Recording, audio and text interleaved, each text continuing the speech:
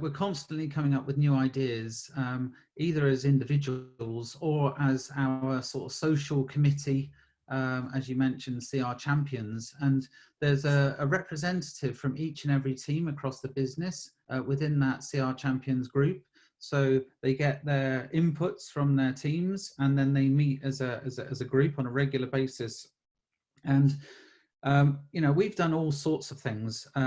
I would say that fundraising for charities is a really important part of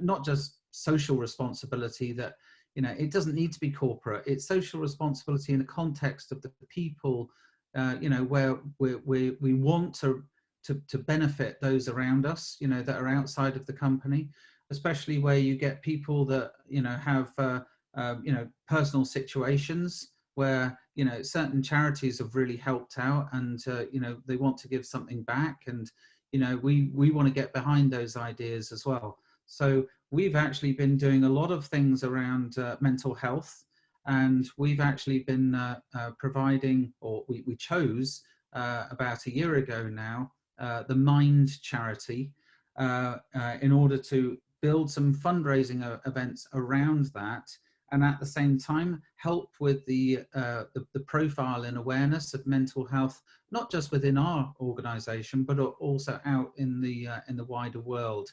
So that's been a really, really good thing to get everyone behind.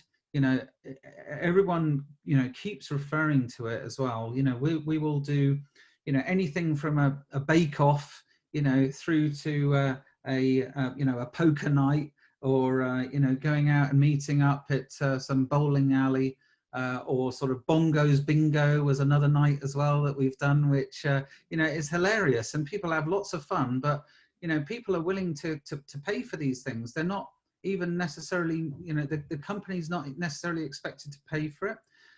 The companies, you know, does subsidize these social events, but you know, if people want to provide or are willing to pay for these events, then in many cases we've been able to subsidize what people have paid, and then hand over the proceeds, you know, to the nominated charity. So those sorts of things happen all the time.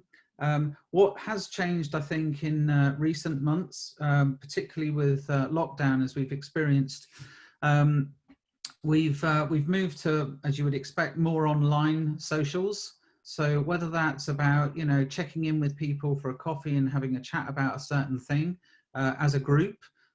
We've also found online poker with live chat and video, etc. Not saying that we're all poker stars, but you know, the other things that we've done are around quizzes, where you know, you can form into teams and you can have these online pokers with various apps.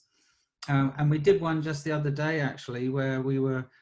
It was about sort of fill in the missing word, or you know, answer this question.